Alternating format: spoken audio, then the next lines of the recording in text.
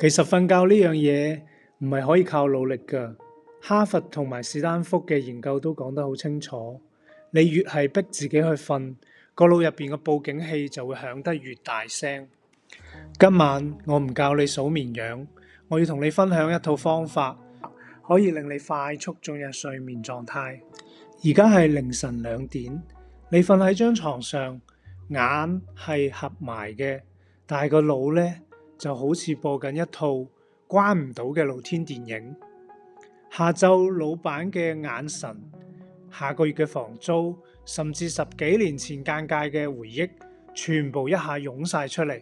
你同自己講快啲瞓啦，聽日仲要返工啊！但結果點呢？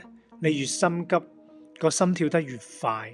如果你都試過呢種醒住嘅痛苦，可以喺屏幕度打個1。今晚我會陪你一齊拆走你大腦入邊嗰個唔識停嘅鬧鐘。點解會咁呢？科學上有個名嗌做 DMM 默認模式網絡，你可以當佢係大腦嘅後台自動程序。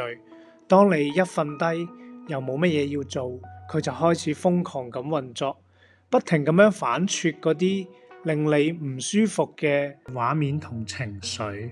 更加麻煩嘅係，當你意識到自己瞓唔着，個腦就會分泌出一種荷爾蒙，叫做皮質醇，即係壓力荷爾蒙。呢樣嘢本來係我哋祖先用嚟避老虎嘅，但而家呢，佢就喺你張被入邊，將你變成一個高度警覺嘅獵人。所以失眠唔係你冇用，亦都唔係你嘅意志力差，只不過你個防禦系統一時卡死咗。為咗幫佢復位，我整咗一套 SLEEP 5步歸位法。S 係身體掃描， L 係意識鬆綁， E 係深呼吸，第二個 E 係意識構想，最後 P 係深度入靜。今晚我哋先做一個最細最安全嘅動作。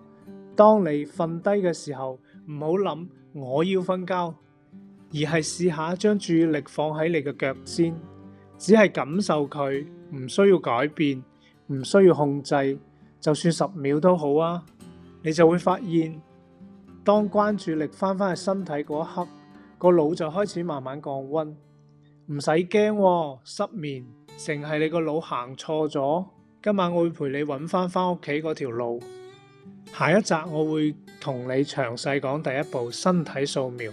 呢度係歡喜冥想。今晚願你哋有個好夢。